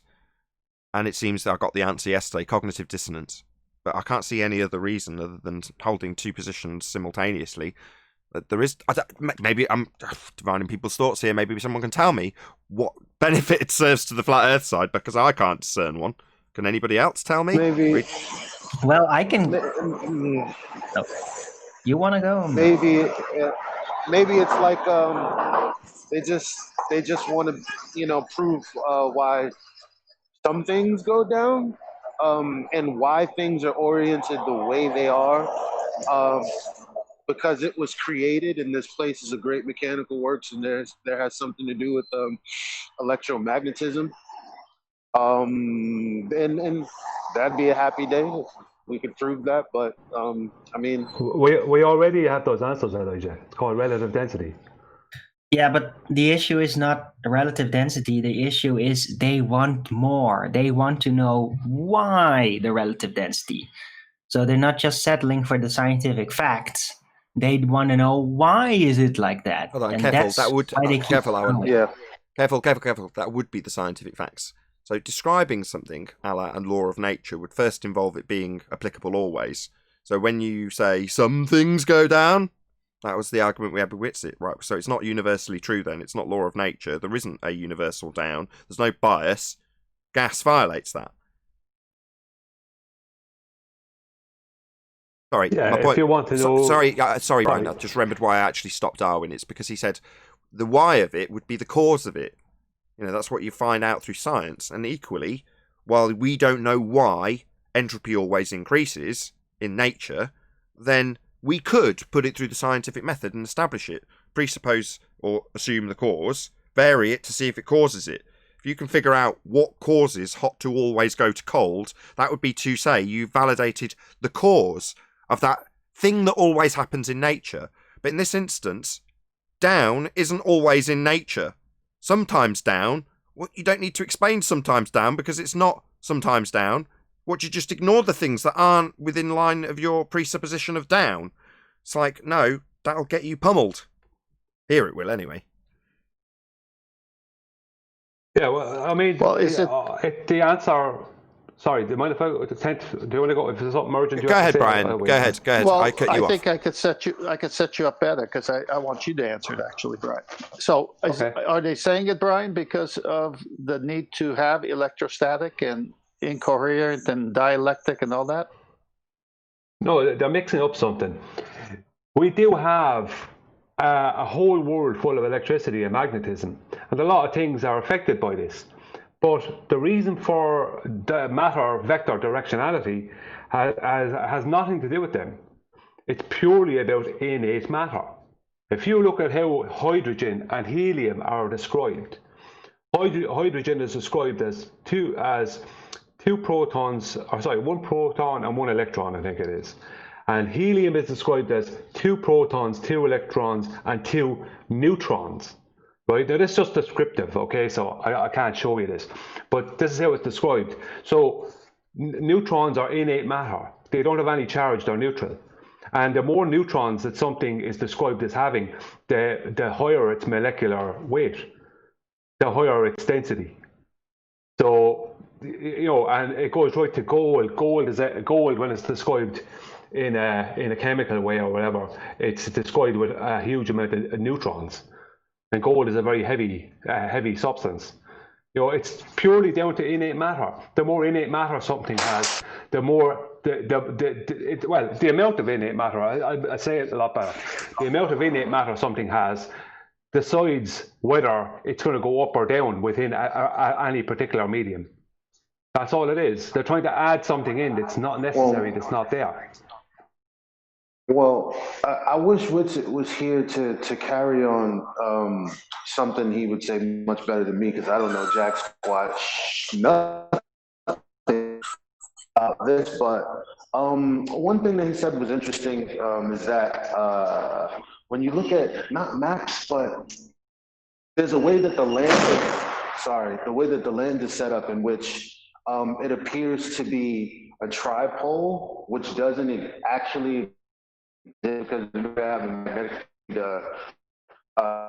two poles, so like a dipole, but we have what appears to be 3 based on our data. And so he said that it's possible that they're just lying to us about land that we don't know is out there, because why would there be what appears to be a tripole when that doesn't exist in nature? But again, I'm just talking about something that I don't know what I'm talking about. And I wish he was here to actually talk about that, because that's interesting to me. Yeah, but the problem is he's completely contradicting himself, because he states Coulomb's law, and the basics of Coulomb's law is that like repels and opposite attract. But that's like will be 2 positives or 2 negatives, and opposite will be a positive and a negative.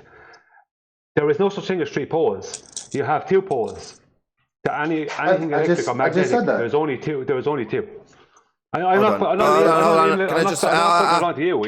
You're stating what. No. Can I just add something? Sorry, guys. Hello. Just want to add something. So it's actually on screen by pure coincidence. The map on screen now is what I use for the backdrop to Flat Earth Debate's thumbnail. And as you can see it without the words Flat Earth Debate over it, this is an azimuthal equidistant projection from the North Pole, and with magnetic fields plotted on top. It's actually plotted as a quadrupole system. Not 3, but 4. You can probably see it. I'll trace it out just so you can see what I'm talking about. 1, 2, 3, 4. Although it's difficult with this stupid thing coming on the top of it. Nevertheless, you can probably see just by glancing at it. It's also on my thumbnail. But this is a non sequitur in terms of when you assert, when describing how we have an attributable force, electromagnetic or otherwise, or whatever you want to call it, to why things go down. Yeah? But things don't all go down. So making the assertion that you need to figure out with dielectric incoherent magnetism how that's making things go down, then it's got to be making things go down. Well, what about a balloon or helium or gas? Well, they don't go down. And they don't have a bias. So it's nonsense. Because it's not true universally to anything. No, I agree. I agree. I think I've worked out why Bob thinks that there's a bias. If you look at what the lightest solid is, the lightest meaning the least dense, the less dense solid out there, it's that aerogel, that blue stuff that looks a bit like a cloud. Have you seen it? Man-made. Go ahead. Yeah, man-made, but it's the lightest dense, it's the least dense solid that they can make, I believe. Might be wrong, don't quote me on it, but I believe that's the least dense solid. And it's still 6 times more dense than air. So because it's more dense than air, we know that it's going to displace the air, right? We lift it into the air, we let go of it, it goes back to where it came from. So because it's 6 times more dense, if you were to get gases that were 6 times more dense than air, you could probably get that aerogel to levitate itself off the floor just by virtue of making the density of the medium around it more dense than it. And then Bob wouldn't be able to argue that there's a bias. But there seems to be a bias because air is so light in terms of density compared to all the solids that we have that he can perceive that bias, but he doesn't realize that it's not caused by electromagnetic or what does he call it? Incoherent dielectric acceleration. That's just a word that's just a word that's being used to sound intelligent, but it doesn't have any real world application. We don't see it. But that claim's being made, and that's the reason why you won't have the conversation, because when you get down to it, there is no real world observation that matches this explanation or this claim. And if there was, you can't demonstrate that it's true. So what do we do with the claim? Well, we put it in the bin with all the other claims that are made about the shape of the Earth that we're on, because it doesn't do what they say it does. I'm just stuck on the coherent part of the statement. Like incoherent, really? Non sequitur. Yeah, I agree. Exactly. It's like incoherent dielectric. But who cares about that particular subject, right or wrong in terms of their descriptions? In fact, Zachary Zabala has done some really epic work on this. It's just not relevant to why everything goes down. Everything doesn't go down.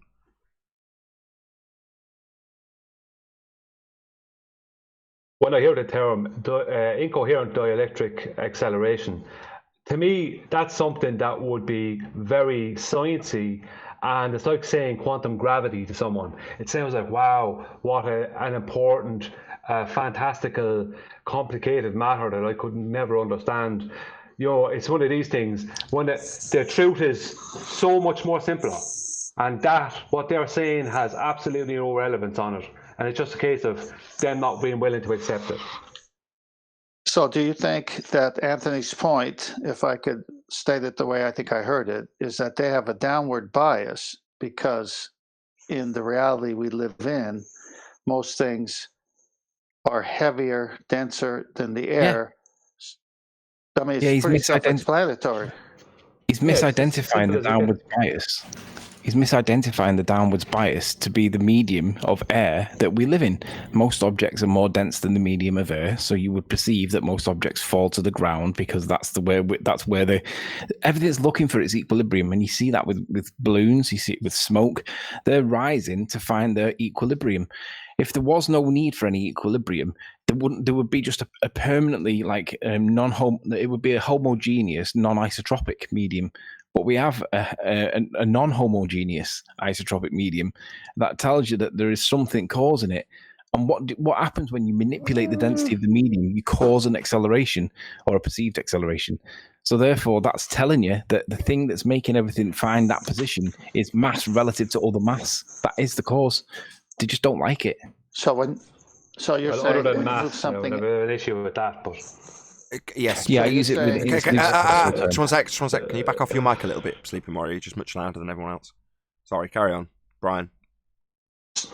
yeah, I might have my joke with Anthony about the mass thing, but still, it is mass. Mass is something I never use. I never use the word unless it's within something to do with the Bowen model, and they use it for that. But what I would The say problem about I can't really use any other word, because if you use the word weight, you're inferring matter, gravity just use by the word matter. matter. Yeah, matter's a fine word, because that's not been raped by physics, has it? No, Well, the concentration of matter Okay. in a given volume, you just didn't have the in a given volume. You know, and they use that to describe the density of things. And what we're talking about here, well, we're talking about relative density. So you said, not incoherent, what was the word you said? What type of matter? Innate matter. Well, the amount of it in a given volume would be its density. We're talking about that relative to the medium, and the incorrect assertion that based on our observations in the medium we exist in, that would be air, that we have a bias downwards, because it seems that all solid things, that would be to exclude with by caveat or begging the question fallacy, the things that don't do that in this medium, simultaneously ignoring that the same exact things could do something completely opposite in a different medium like water. So it's medium specific, that would be the density of the medium, relative density. That's what we're describing. It's relative. There is no downward bias, only a perception of one based on the medium we're in and a ignorance of the things that aren't doing that. It's funny because if you listen to Ken Wheeler describing weight, he always says that weight is relative because it is medium specific. Now, for some reason, Bob hasn't picked up on that. But if Bob was to pick up on that, even coming from Ken Wheeler himself, Bob would have to acknowledge that the medium is causing something. But he ignores that bit for some reason. I can only assume he's never heard him say it. But if now Bob is listening, he should be aware that Ken Wheeler tells you that weight is medium specific. It depends on the medium that you're in. Since when is he bringing that up? Because I've been saying it for months. Well, going on his comments that were the chocolate soul that chocolate posted yesterday. Them comments tell you directly that he actually doesn't understand relative density, because he's saying if I go up 100 foot in the air on a ladder and I step off the ladder, why don't I go up because that's less dense than down? He doesn't understand the relationship. It seems. That's the best bone I could throw him, is that he just doesn't understand. Either that, yeah, I'm just throwing him the only bone I can. And with that, I'll say, first and foremost, a massive thank you to Retro Bill, who says, greatly appreciate the direction of the show lately. Thank you very much indeed for the super chat, Retro Bill, and everyone else who smashed the super chat, liked, commented, shared, subscribed, and all that good stuff. If you are watching on either Nathan Oakley 1980 or Nathan Oakley premiering streams, then stay tuned, as there will be an after show to follow. Unfortunately, if you are watching this live, this is where we bid you farewell. Be sure to check out nathanoakley.com and the Flat Earth Debate Forum to keep up to date with the community debate. I've been Nathan Oakley. Stay tuned if you're watching on a premiering stream, and I'll see you all in the next video.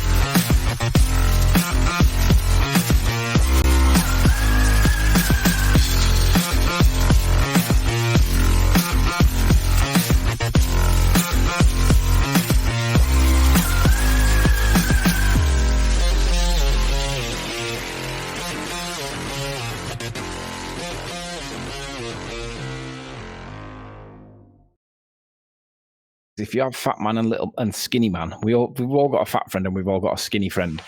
The fat friend has got a lot of inertia. It takes a lot to get him to move, whereas the skinny guy doesn't have a lot of inertia because it's very easy to get him to move.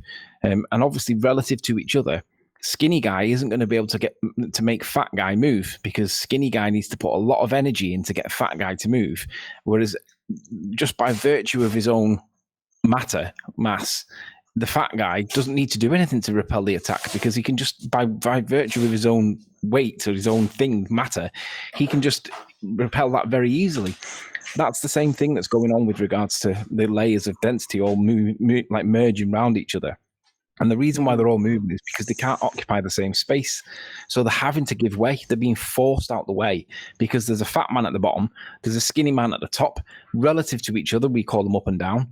But in real world, it's just more dense over less dense. That is the sorting order. That's why it happens that way. And we know that because we can manipulate the density of the medium and cause an acceleration. That is the cause. All right, I had to mute you 10th.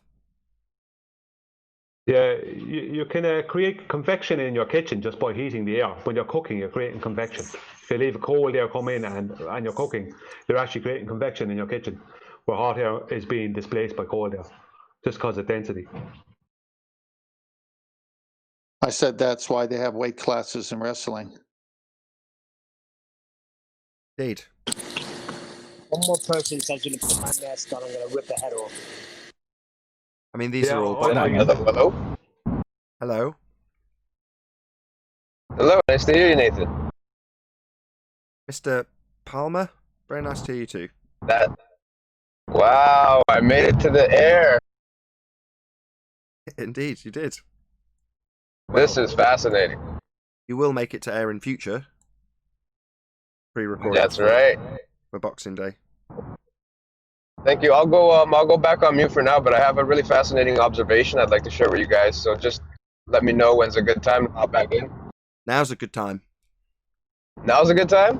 Mm-hmm. Interesting. So I've been fairly interested in daytime moons. Okay. Now, I'm sure everyone's observed a daytime moon, but what I found fascinating over my observations over the last, I'd say, month, is that in the Globe narrative, you have the moon appearing and disappearing over the horizon. But if you notice, a daytime moon seemingly almost vanishes mid-sky. Like, it doesn't need to go anywhere near a horizon to disappear from sight, right in the middle of the sky. Does that at night too. That's actually funny. We were talking about that yesterday. That I've never seen. I've never heard these globies ever mention a daytime moon and how it seemingly disappears mid-sky, nowhere near a horizon. Interesting point. Thank you very much. Good point. Thank you for letting me share that. I just don't know what to make of it, and I was hoping.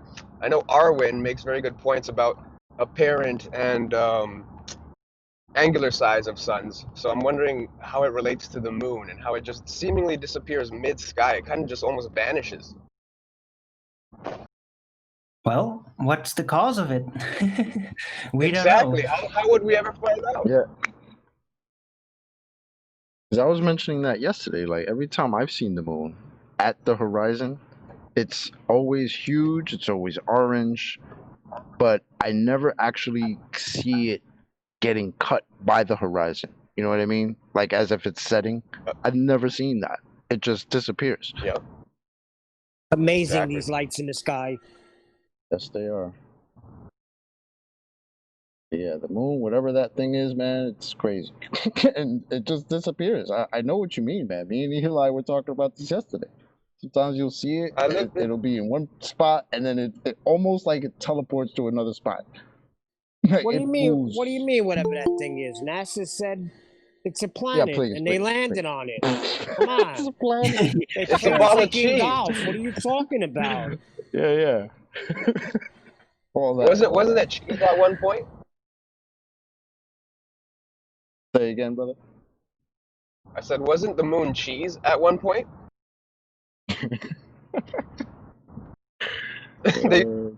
That's more believable than a rock covered with dust and flying around in a vacuum. So Come on, Chocolate. You heard them when they came back, how excited they were. when they came back, Maybe it could be a giant cheese if Well, the after- holes were all filled with helium. It's Well, just after, sorry. I was saying after quarantine, you know, they were so excited about, you know, accomplishing the greatest thing ever accomplished. Yeah, so excited that Neil Armstrong became a recluse and went into hiding, pretty much. Yeah. My son It's only says, cheese. Go on, Neil.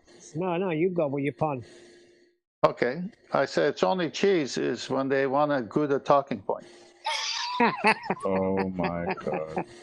No, my son says the reason why they were so, they were sedated was because they were in quarantine for a while, and that's why their personalities weren't so, they weren't so excited. I would have been running through the rooms. I just landed on the moon.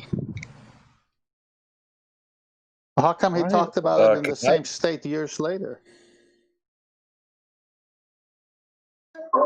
Can I give my 2 cents regarding the moon statement?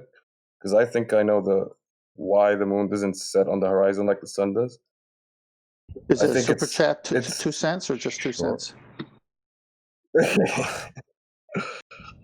10th man, the pun man. What I was gonna say is I think it's due to the light of the moon not being as bright and powerful as the sun. So when the moon is getting further away, there's more atmos plane between us and the moon. So it sort of disappears before it hits the horizon because it's not as bright as the sun. I don't like atmos plane. That doesn't sound right. Well, it's better than atmosphere. So How about just air? I don't know why you, if you want, I could attempt a framework for the explanation as to why, including with the sun. So what if it's actually normal for luminaries of all kinds, when they meet the horizon, that they simply disappear? They don't get cut off. It's just the sun. The only thing that we've seen happening concerning that is the sun. Well, maybe it is because it's just the light is shining so bright that it just seems like it's going under, when the actual point is not really going under like that. It's different. Because there's footage you could see of the sun setting where it looks like it gets cut off, and then you zoom in, or you could see the guy taking the film, zooming in, and then when he zooms in, the sun is above the horizon again. Wow. It's just perspective. Okay, sorry, I got sorry one to of those. interrupt. Sorry to interrupt. I'm just gonna, for the audience, just hold on, Brian. Hello, can you hear me? Just 1 second. For the audience's benefit, right? I did a quick Google search on it and went to just get the name of the site correct. Loadedlandscapes.com, and the article specifically is tips for taking the best moonrise photo. And all I did was take what was on their website page as moonrise photos or examples of what you're trying to achieve. So I'm just going to show the audience 3 examples. I've stuck these in Master B if you want to check them for yourself, so I'm showing them. That was one.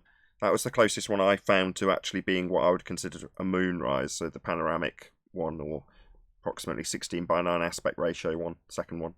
But it's got the moon cut off not even by the hill in the foreground, which is a bit bizarre, but that was the closest they had to what you'd consider to be your archetypical moonrise, or like a sunrise but with a moon.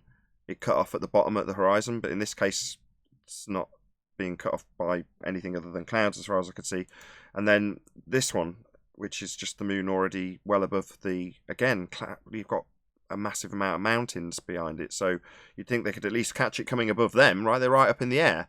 But alas, no, none of them seem to be that way. There was one other that didn't crop, which was it near to trees. But you're like, surely there's a whole bunch of them. Prior to snipping these out, I did search a load of other images, obviously. And for the majority of them, they were actually, oh, that looks like it would be perfect. And then you look at it and it's doctored. It's fake. So I found one that was like on the horizon like the sun. But then you look at the line of light that's coming down the water for that particular image, and it's like 1/10 of the size of the moon itself. So you're like, okay, so that's obviously fake too. So there's a whole bunch of fake ones if you do moonrise search by image, and yeah, you'll quickly find that there's not a great deal of them. And then when people are giving you tips on how to get the best moonrise shot, this is the example they're giving you. So there you go. That's my take on it. I have seen some video of the full moon in moonrise, taken from a high-rise building kind of stuff in a city. But I don't know. I mean, when I say coming from the horizon might have been blocked by some of the city as well, you know, kind of way. But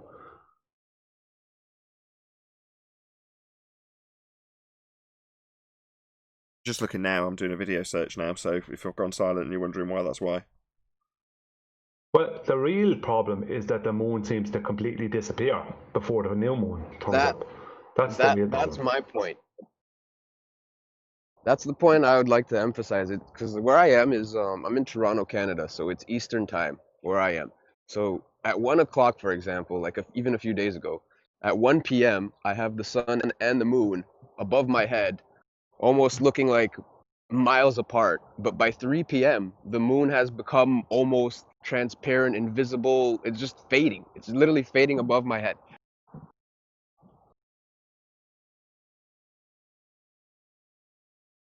Yeah, I got that when you said it. It's specifically God made two great lights.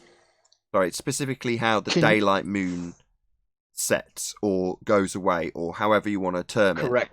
Yeah, I got that. Correct.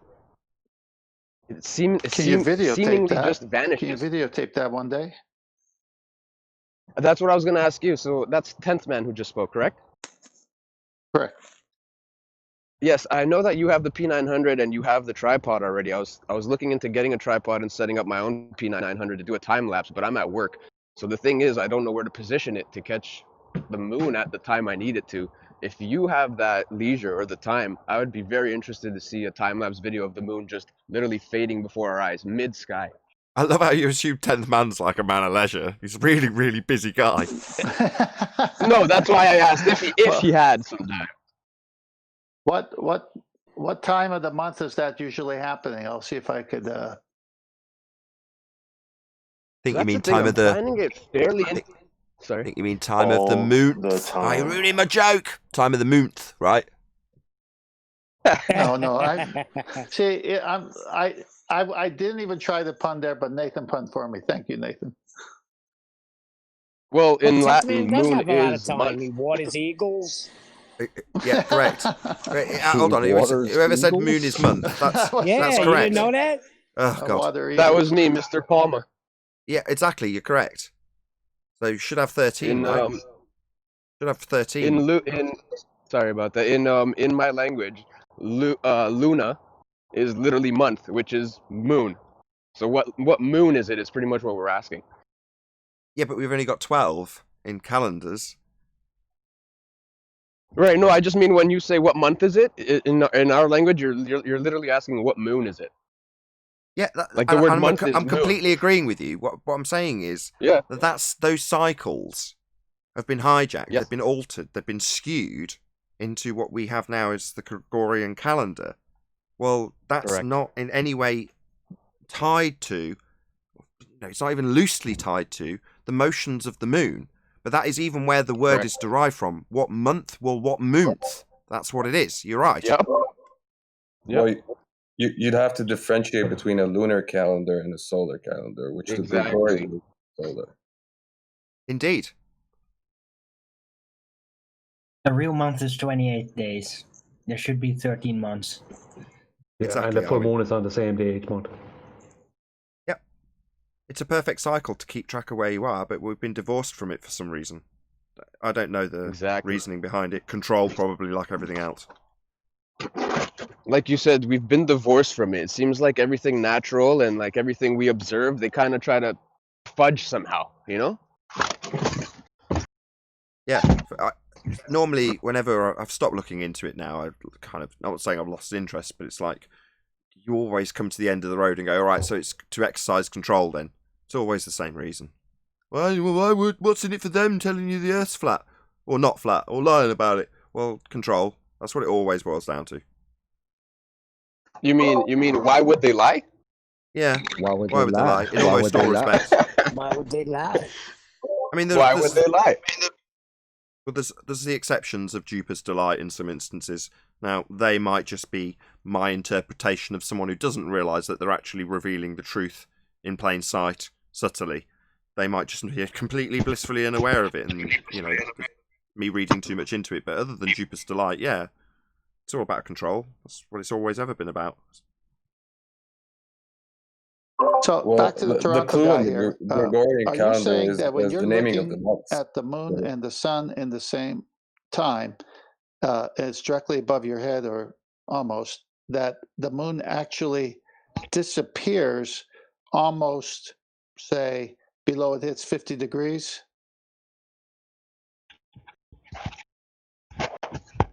I think he's asking you, Mr. Palmer. Oh, sorry. I'm not sure in terms of degrees, but it's definitely above my head in what I would call like a 12 p.m., 1 p.m. from me looking up. Like it's nowhere Okay, near so the horizon describe by that. any means. Describe that for me. So let me walk you through it. You're looking up, it's 12 p.m., 1 Sure. p.m., either one works. And then it 80 disappears? degrees, just like I said. It just disappears, Yesterday, or sorry. does it start going towards the horizon and disappears as it's coming towards the horizon, or does it appear right above your head? Right above my head, it kind of just sort of fades out. Like it just becomes more and more transparent. Like at 2 p.m., I can still half see it. Like it's still visible. 2:30, it's kind of almost very faint outline-ish looking, and then by 3 p.m., it's gone mid-sky. Okay. Like this Well, is And it was a exactly what I was perfectly talking clear about day. with chocolate. Go ahead, Tim. Sorry, I'll go ahead. No, I was going to say yesterday I noticed a half moon during the day, and so I'll just be ready for it. I got you. Perfect. I've been Thank you. watching it so much, I can kind of feel when it's going to disappear based on its intensity. Like when it's like solid chalk white, it's like, oh, that thing is there. Yeah. But it's almost like when you get like muscle memory from seeing it just disappear so much. Like I was talking about the other day, how I looked up at it, it was there, and then 14 blocks later, I look up, looking in the same direction, it was gone. I did the exact same now thing. that didn't happen last night, Chocolate, because I did the exact same ended thing. Up being there. I did the exact same thing yesterday with my child. So I was like, it looks pretty. There's a really clear sky. It's tipping it down with rain now, so I can't just go and do it now. But by the time I got my kid's attention to show it to her, it had gone. I was like, where the hell is it gone? Now, obviously, having this conversation now, you think, yeah, that reminds me. But precisely that is exactly what I did with Eleanor yesterday. I was like, come and have a look at the moon. It's really pretty, because it was out in the day. Gone. So where does I've it had go? a lot of those moments, and I'm like, didn't I just see that thing up there? Where the hell is it? Like, what? So what does it just vanish? Well, that's what we're trying to. It seems like it does, man. That's what Mr. Palmer's. Hold on, just one sec. That's what Mr. Palmer's pointing out. So this is something that presumably many of us will have observed, but just not thought about too much. A bit like being in a plane and going, I wish I could go higher. I can't see Earth curving. You're not really thinking about how flat you're seeing it. And likewise, you're not thinking about, well, it's disappeared. Where's it gone? What did it go behind? Not that we've got a heliocentric outlook either, but that's where it's led us. And Mr. Palmer's highlighting that so we can all now think about it. And perhaps people who are watching think, I'll point my camera at that and keep it in view and see what happens. Well, I more so wanted to put it out there to hear the Globies' response, because in their narrative, the sun and the moon disappear over horizons. So how is it disappearing mid-sky? I've never heard them talk about the moon disappearing over. Like they don't even talk about it. They don't even touch talk that. About. But check it out, right? So like it was in June when I first started moon watching, because it was like 3 days that I didn't know where the moon was. Now that's just like of my own ignorance. I could have just like pulled out like an app or something, but I just, you never know where it is, right? No. I insist I interrupt. The moon, it's not through your own ignorance that you didn't know where the moon was. At new moon phase, the moon goes missing for everybody on Earth, no matter where you are. No one can see the moon. It wasn't new moon phase. Oh. It wasn't that time. Yeah. Sure, but this is an aside point. Just let Anthony make his point sure. anyway, because then I'm going to round up. Go ahead, Anthony. I just want, even though you might not have known where it was, I just want to let you know that for 3 days or 2 to 3 days, nobody sees the moon at new moon phase anywhere on the Earth, which I find like impossible given the angles that we've all got. Somebody should be able to see it. Perfect. With that, I'm going to say a huge, massive, enormous thank you to both Discord and Google panels for making today's after show possible. And of course, a massive thank you to all of you in either Nathan Oakley 1980 or Nathan Oakley Premiering streams for hopefully smashing the super chat, liking, commenting, sharing, subscribing, and all that good stuff. Be sure to check out nathanoakley.com and the Flat Earth Debate Forum to keep up to date with the community debate. I've been Nathan Oakley, and I'll see you all in the next video.